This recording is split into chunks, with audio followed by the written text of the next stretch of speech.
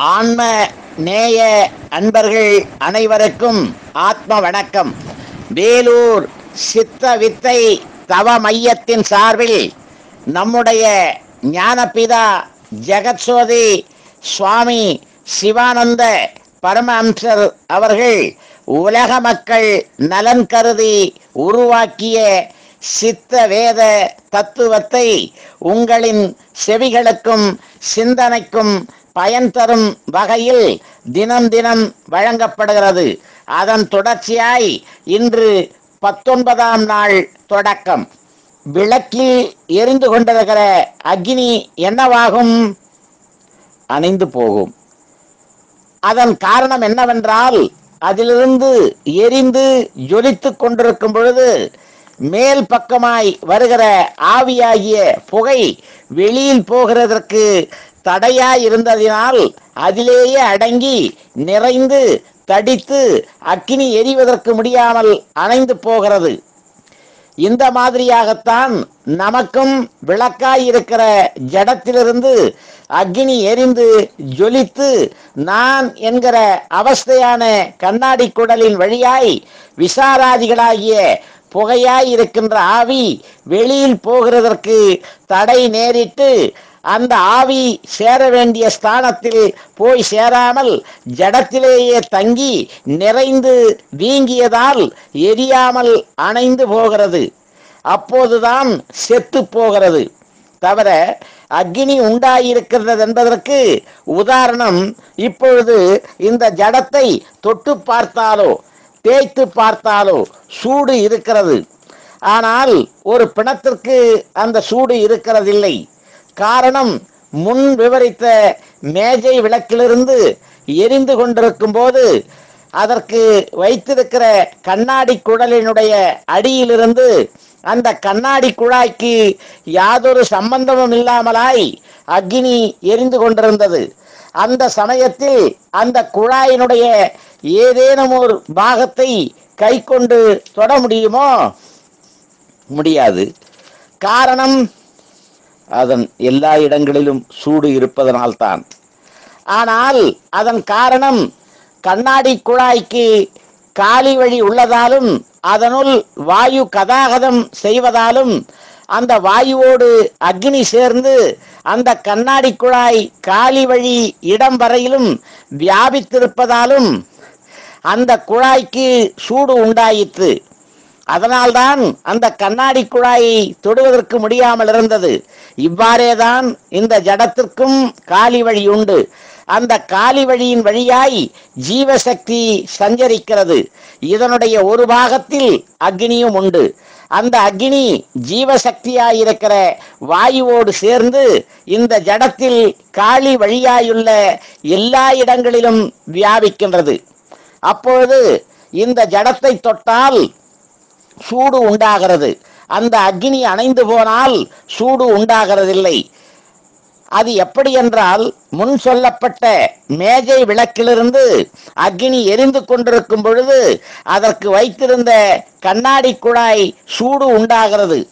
அது அணைந்த பின்பு அந்த குழாயை தொட்டு பார்த்தால் சூடில்லாமல் குளிர்ந்திருக்கும். இவ்விதமாகத்தான் இந்த ஜடத்தில் ஜீவசக்தியாகிய வாயுவோடு அக்னி சேர்ந்து நடனம் செய்கிற வரையிலும் சூடு உண்டாயிருக்கிறது. எப்பொழுது ஜீவசக்தியாகிய வாயுவினுடைய கதாகதமும் அக்னியும் இதிலிருந்து நசித்து போகிறதோ அப்பொழுதுதான் செத்து போகின்றது. செத்த பின் இந்த ஜடத்தை தொட்டு பார்த்தாலோ தேய்த்து பார்த்தாலோ சூடு இருக்கிறதில்லை. ஆனால் நீர் சொன்ன பிரகாரமுள்ள பஞ்சபூதங்களை கொண்டுதான் சிருஷ்டி என்று வந்தால் செத்து போவதற்கிடமில்லை. ஏனென்றால் ஆகாயம், வாயு, அக்னி, ஜலம், பூமி இவைகள் தனித்தனியாக நசிப்பதற்கிடமில்லை. எப்பொழுது நசிக்கின்றதோ அப்பொழுதெல்லாம் ஒன்றாக நசிக்க வேண்டும். அதற்கு உதாரணம், பஞ்சலோகமாகிய பொன், வெள்ளி, செம்பு, இரும்பு, ஈயம் இவைகளை ஒன்றாக கலந்து ஒரு உருவம் உண்டாக்குங்கள். அது அழியும் போது ஒவ்வொன்றும் வெவ்வேறாக அழிவதில்லை, எல்லாம் ஒன்றாகவே அழிகின்றது. இதை போலவேதான் பஞ்சபூதங்களை கொண்டு இந்த ஜடம் உண்டாக்கப்பட்டதென்றால் பஞ்சலோகங்களினால் உண்டாக்கப்பட்ட உருவம் வெவ்வேறாக நசிக்காமல் ஒன்றாகவே நசிப்பது போல இந்த ஜடமும் நசிக்க வேண்டியது. அதனால் இந்த ஜடத்தை ஒருபோதும் பஞ்சபூதங்களினால் உண்டாக்கியதென்று சொல்ல நியாயமில்லை. ஆனால் பஞ்சபூதங்கள் இன்னின்னவை என்றும் அவைகளினால் உண்டாகிற சிருஷ்டி இன்ன விதத்தில் என்றும் தெளிவாக சொல்லுகின்றேன் கேள். பஞ்சபூதங்கள் என்பது ஆகாயம், வாயு, அக்னி, அப்பு, பிருத்திவி இவைகளாகும். இவைகளில் ஆகாயம் என்பது சதா சிவனான ஜோதி. அது புருவ மத்தியத்திற்கு மேல் பாகத்திலாகவும் இருக்கிறது.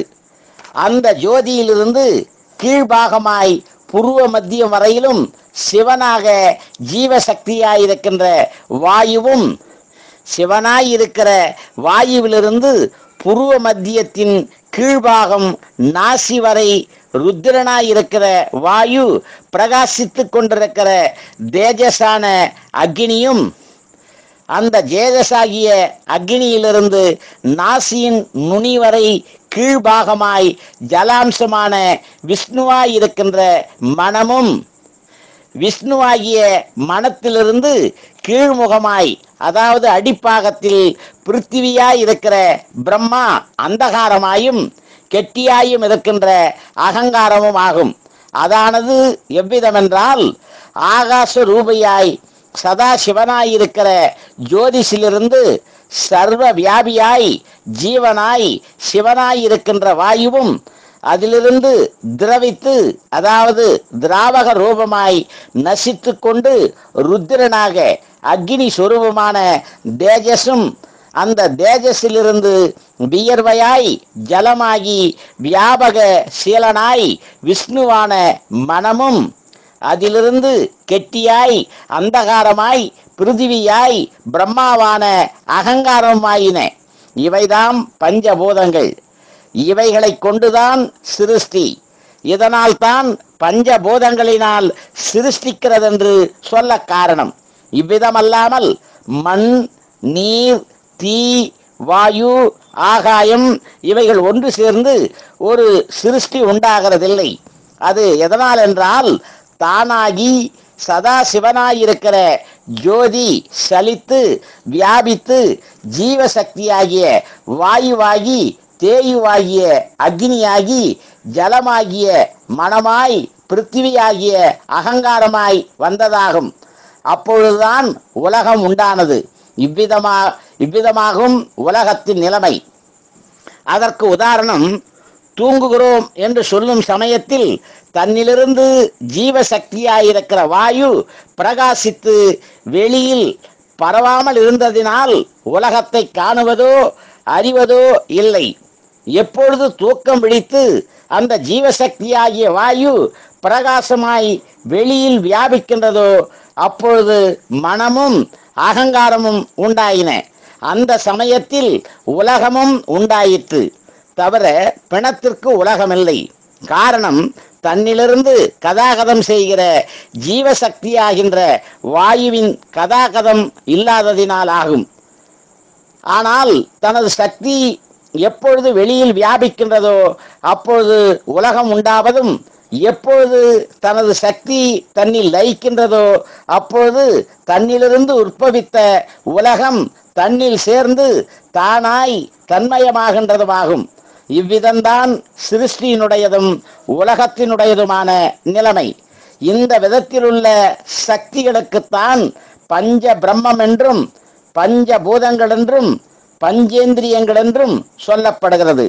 ஆகையால் பஞ்சபூதங்களில் ஆகாயம் என்பது சதா சிவனாயிருக்கிற ஜோதியும், வாயு என்பது சிவனாயிருக்கிற ஜீவனும், அக்னி என்பது ருத்ரனாயிருக்கின்ற தேயுவும், அப்பு என்பது விஷ்ணுவாயிருக்கின்ற மனமும், பிருத்திவி என்பது பிரம்மாவாயிருக்கின்ற அகங்காரமும் ஆகும்.